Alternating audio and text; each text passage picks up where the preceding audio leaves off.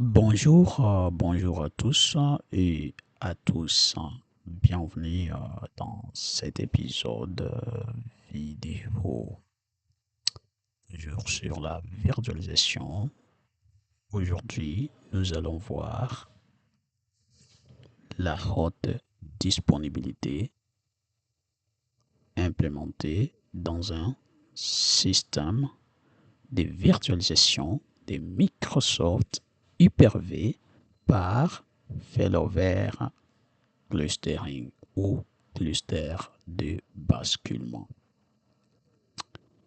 Si ce sujet vous intéresse, n'hésitez pas à vous abonner, à liker, à appuyer sur notre cloche de notification pour recevoir les annonces lors des prochaines vidéos. Et toutefois, vous pouvez juste essayer de cliquer un peu en haut à droite si vous avez besoin de comprendre ce qui a trait à la théorie ou à la pratique de la virtualisation dans des prochaines vidéos.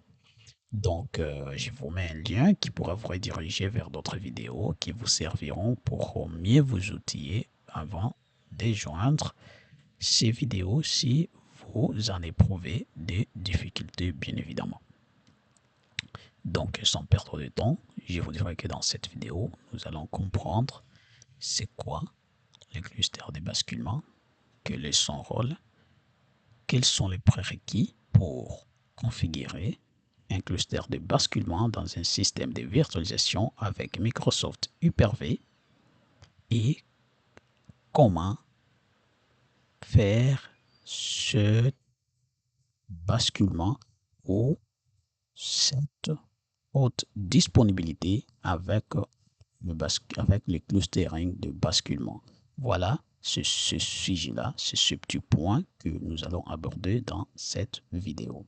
Comme il y a beaucoup d'étapes pour configurer un cluster de basculement, donc restez toujours accrochés. La vidéo sera un peu longue que d'habitude pour mettre toutes les étapes nécessaires dedans pour que vous ayez le maximum des informations au sujet de cette partie de la virtualisation. Donc, avant d'entrer dans le vif du sujet, je vais vous partager mon générique et je vous rejoins dans quelques minutes. C'est parti.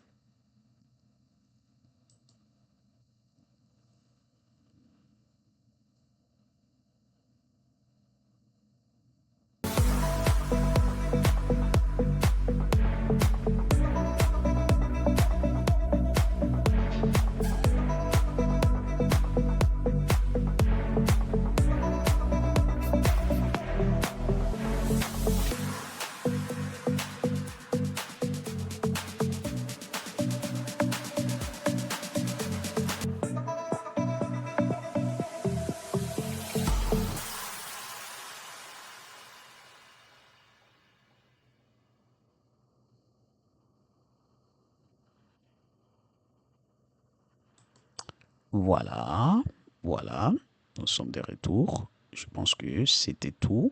Moi, c'est IT Jesh de IT Sans Frontières.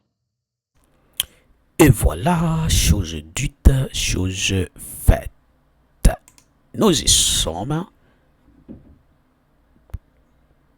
sur le cluster de basculement.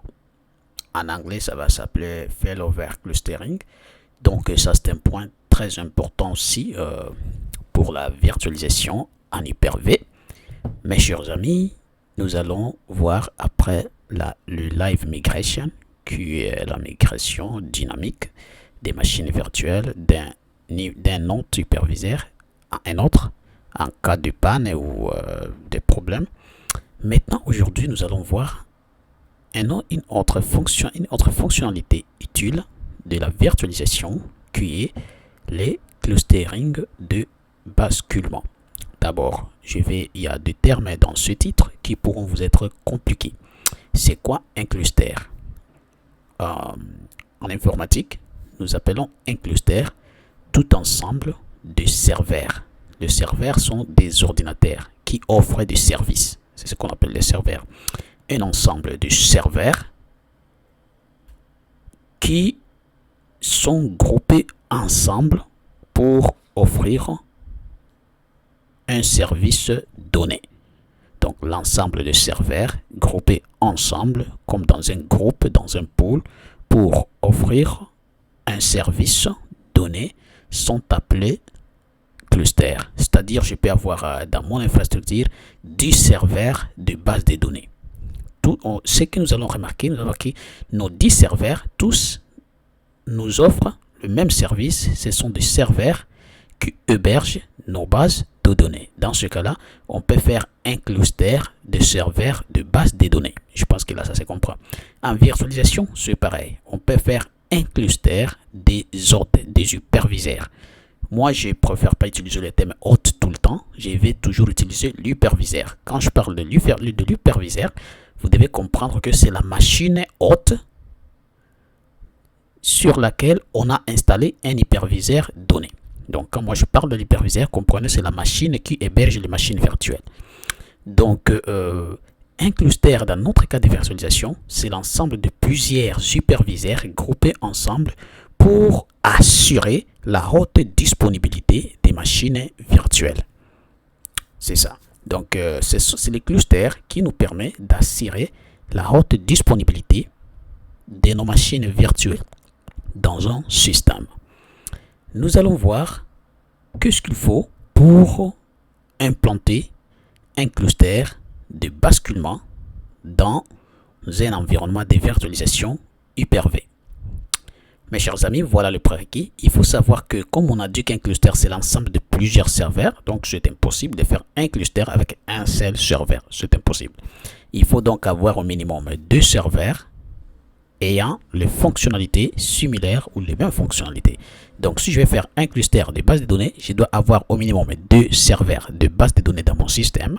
Si je vais faire un cluster d'Hyper-V, un cluster Hyper-V, je dois avoir au minimum 2 serveurs sur lesquels j'ai installé et configuré les rôles d'Hyper-V et ainsi de suite. Il faut aussi, à part d'avoir plus de 2 serveurs, il faut aussi avoir un domaine actif de réseau parce que vos serveurs doivent absolument être dans un domaine. Ici, on parle d'un environnement, donc vous devez comprendre que toujours un domaine doit être là pour gérer toutes les ressources et toutes les ressources matérielles du système. C'est l'Active Directory, c'est vraiment un domaine, on a besoin de ça pour le faire. Donc, c'est pourquoi ici, vous devez comprendre que l'Active Directory est le pin central qui centralise le tout. Tu dois tout faire avec un domaine à l'appui. Donc, ça ne vous inquiétera pas de dire que ces deux serveurs doivent appartenir c'est normal. Si les serveurs ne sont pas dans le même domaine, c'est sûr que ça sera impossible de faire un cluster. C'est très important de le comprendre. Il faut avoir un stockage partagé accessible par l'UNI. Donc, toutes les machines qui feront partie d'un cluster doivent avoir un stockage commun dont ils sont un stockage commun et à partir duquel ils peuvent tous héberger leurs machines virtuelles ou les stocker. Voilà. Donc, ce que je vais vous dire ici, vous devez savoir que ici nous allons avoir un autre nouveau terme que moi j'appelle nœud ou node en anglais. Le nœud va représenter maintenant chaque serveur dans un cluster.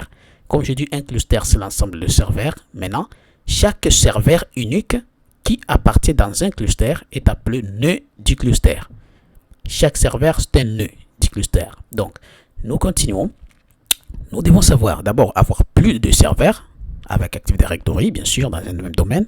Ensuite, il faut avoir un stockage en commun, comme iSCSI, SMB, ainsi de suite. Donc, tu dois absolument avoir un stockage réseau partagé par toutes tes machines, toutes tes nœuds. Je vais utiliser ce terme-là, toutes tes nœuds. Parce que tous les nœuds du cluster doivent accéder à ce stockage-là pour permettre que les machines virtuelles puissent migrer d'un hyperviseur à un autre ou d'un nœud à l'autre. Voilà. Ensuite, il faut avoir des interfaces réseau correctement configurées. Donc, nous devons avoir des interfaces réseau très bien configurées avec aussi un réseau dédié pour cette fait-là. Il faut avoir au moins un réseau dédié pour ton cluster. C'est aussi bien pour, pour assurer la bonne performance, les qualités de performance. Bon, il faut aussi avoir les droits d'administration sur le serveur. Mais toi qui veux implanter ces choses-là, tu dois avoir les droits, tu dois être un administrateur. Tu ne dois pas être un utilisateur lambda qui n'a pas assez de droits pour faire ça, sinon ça ne marchera pas. Donc voilà tout ce que je peux vous dire, tout ce qui relève des prérequis si tu veux implémenter ou implanter le service ou un cluster dans un système. Voilà, par la suite, il faut savoir dans l'installation, qu'est-ce qu'il faut. Nous avons juste ici, avant d'installer, pour installer ces services ou ces rôles de cluster de basculement, il y a des possibilités, comme on l'a toujours dit avec Windows. La première, c'est utiliser le gestionnaire des serveurs de Microsoft, des Windows Server, ou ensuite utiliser les commandes PowerShell. Et là, voilà, ici, on a une commande ici, c'est un script PowerShell qu'on peut utiliser pour juste installer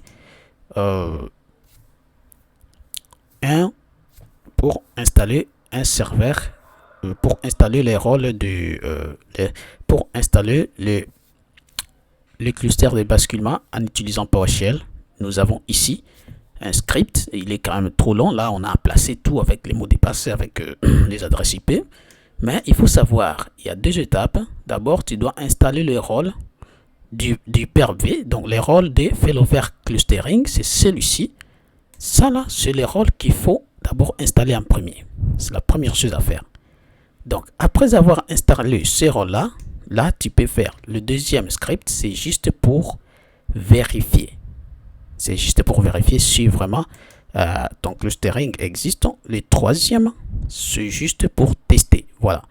Et ensuite, après avoir testé, tu peux maintenant créer un cluster avec la commande new, avec les mots de passe. Voilà ce qu'il faut. Donc, la première commande, elle est là. Elle n'est pas trop longue. Ici, c'est pour installer seulement les rôles de failover clustering sur tous les serveurs ou tous les nœuds qui feront partie du cluster. Ensuite, ça c'est juste, tu n'es pas obligé de le faire, c'est juste pour vérifier que l'installation a été accomplie. Là aussi, c'est juste pour vérifier s'il y a un cluster. Bon, c'est pas ça ce qu'on doit faire, mais là, c'est toutes les étapes qu'il faut pour installer. Et là, on va le voir en pratique, ça va être bien. Ensuite, si tu veux l'installer sur un Windows Server, contrairement à un serveur Core qui n'a pas, par exemple, d'interface graphique, donc là, on va passer directement via PowerShell. Mais s'il y a l'interface graphique, tu as le choix, utiliser PowerShell ou utiliser le gestionnaire de serveur, où tu vas aller toujours comme d'habitude. Donc c'est toujours la même chose. On fait le même mécanisme que pour installer les rôles du PRV sur un ancien Windows Server avec gestionnaire de serveurs, pour installer les rôles Active Directory et promouvoir un serveur en contrôleur de domaine. C'est toujours le même fait que pour installer les serveurs web, les services web IIS, pour installer le stockage, c'est le DFS, tout ce que tu peux installer sur tous les fonctionnalités et les rôles que tu peux installer sur Windows Server à partir des gestionnaires de serveurs. Tu fais exactement la même chose partout, y compris celui-ci. Les rôles de serveurs de clustering, des clusters de basculement, ça se passe de la même manière. Mais non, moi je vais vous dire que moi je préfère utiliser PowerShell parce que c'est juste une commande et tout est installé. Mais dès qu'on passe sur le gestionnaire, on fait trop de clics inutiles pour juste allonger les processus inutilement. Pendant qu'avec PowerShell, c'est une commande et tout est correct, déjà c'est fini. Tu redémarres et tout est beau. Donc moi je préférerais faire ça, mais comme nous sommes dans le titre explicatif, nous allons montrer toutes les approches, mais moi je vous conseillerais d'utiliser PowerShell. C'est le plus facile, c'est ce que j'ai dit, pour installer les rôles. Le reste, vous pouvez utiliser votre interface graphique, c'est pas grave.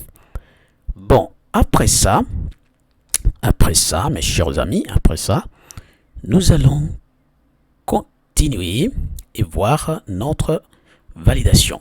Donc, après avoir installé ces rôles, il y a des choses à faire. Vous installez le gestionnaire, vous installez les clusters, tout ça, on va bien le voir en pratique parce que c'est là où on va vraiment le voir, comment ça se passe. Et dès que tu as installé, tu peux faire les tests de la validation des clusters et tout après l'installation. Et là, vous pouvez voir si votre cluster détecte des problèmes, il va vous dire ce que vous devez faire pour que ça soit possible de créer un cluster. Parce qu'à chaque fois après l'installation, avant de créer un cluster, tu commences par faire un test. Et tu vas tester, il va scanner tous les nœuds du système, il va scanner beaucoup de choses. Tous les prérequis du système seront scanner et vérifier si vraiment ils répondent favorablement aux exigences. Et dès qu'il y a une erreur, il va vous cracher une erreur et va vous dire que ça peut pas marcher à cause de ça. Et dès que vous corrigez l'erreur, vous pouvez continuer. Tout ça, on peut le voir avec la pratique. Et ensuite, après tout, dès que tout est beau, réglé, maintenant vous pouvez passer à la création du cluster, l'installation, et au final, vous allez faire la validation de ton cluster et c'est comme ça que ça s'installe. C'est pas trop compliqué à le faire. Ça se passe super rapidement et très facile à le faire d'ailleurs. Donc après tout, ce qui est important, c'est de comprendre que tu as un script à exécuter et après, tout est beau. Donc ça fait un tout pour ce qu'on appelle une explication. On pourra peut-être passer sur la deuxième partie, qui est la partie pratique, où on verra comment on va installer d'abord les rôles de failover clustering sur le serveur. Et par la suite, on verra aussi comment on va essayer de valider et de tester, voire même tout ce qu'il faut, jusqu'à arriver à créer un cluster. Et vous allez voir, on va aussi tester la migration automatique maintenant, le live migration automatique, pour vous montrer ce que ça peut donner une fois un cluster il faut mettre en place un cluster, voilà, des basculements. Donc c'est tout. Et voilà, mes chers amis, voilà, c'est tout pour cet épisode. Et n'hésitez pas à montrer votre intérêt, vos avis, votre point de vue dans les commentaires pour qu'on s'améliore et qu'on fasse les choses de la plus bonne manière possible. Je vous dis merci pour votre temps, pour la confiance que vous accordez à notre chaîne et je vous invite véritablement de vous en approprier car celle-ci est votre chaîne et pas la mienne. Merci, on est ensemble. Ciao.